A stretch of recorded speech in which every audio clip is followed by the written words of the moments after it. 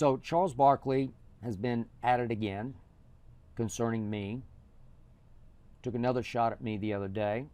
But I finally decided, after 20 years of criticism from Charles, 20 years of slings and arrows aimed at me on national TV shows, big talk shows, David Letterman, Jay Leno, now on Dan Patrick, I finally decided enough was enough, and I no longer turn the other cheek as I was always taught to do. No longer will I let Charles fire away unopposed.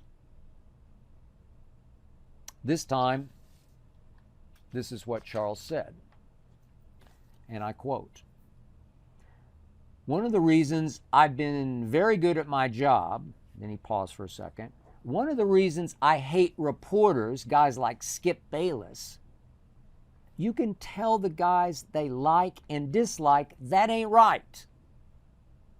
Still Charles talking. "You should be fair. Just because me and Mike were great friends, I don't give him a hall pass." He's referring to Michael Jordan.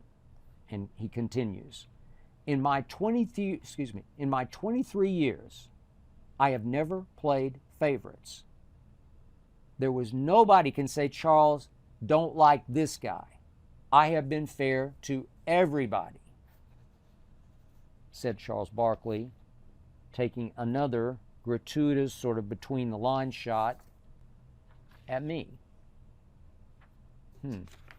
Okay, let's start with Charles referring to me or dismissing me as a reporter.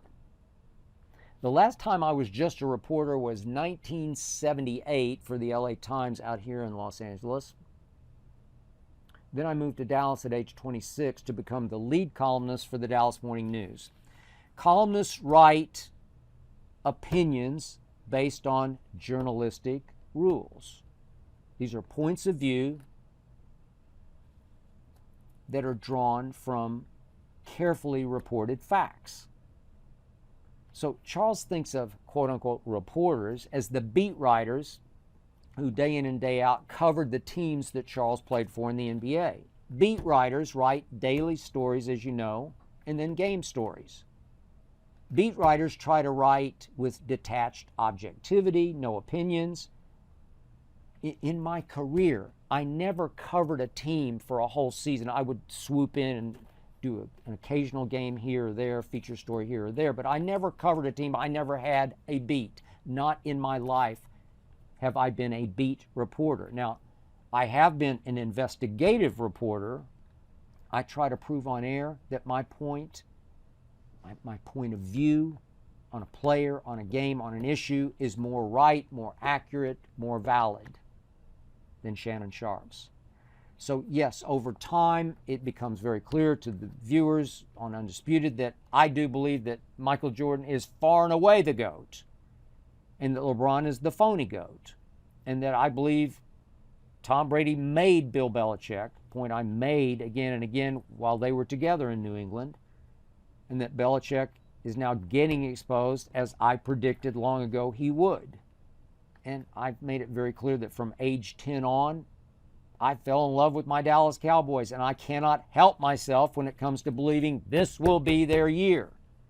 You will not find a bigger Michael Jordan fan than I am. I had the honor, I had the privilege of getting to know him a little when I was the lead columnist in Chicago in 1998 for the Chicago Tribune. But I'm pretty sure I was among the first, if not the first, in the sports media to say, hey, Michael Jordan is turning into the worst owner/GM in all of sports. I was scathing in my criticism of Michael for taking Adam Morrison third overall in 2006. This was back in my days on Cold Pizza. I went strong. I went hard on TV. Adam Morrison will be a bust, and he was. I just might have been the first in all of sports media to proclaim Michael Jeffrey Jordan the worst team builder in sports history.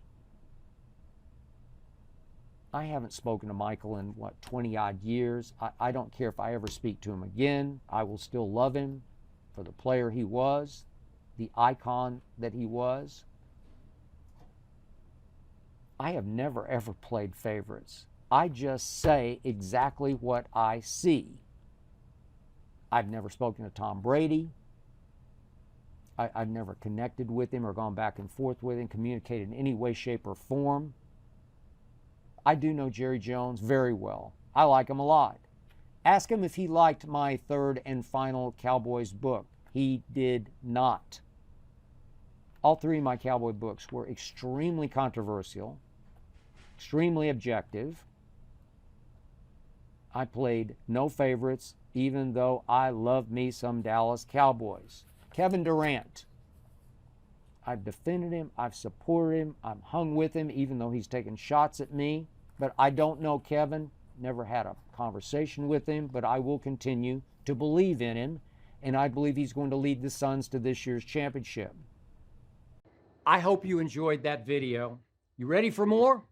Make sure you click that subscribe button for all the exclusive content from the Skip Bayless Show. And don't forget to check out the full episode of the show wherever you get your podcasts by clicking the link in the description.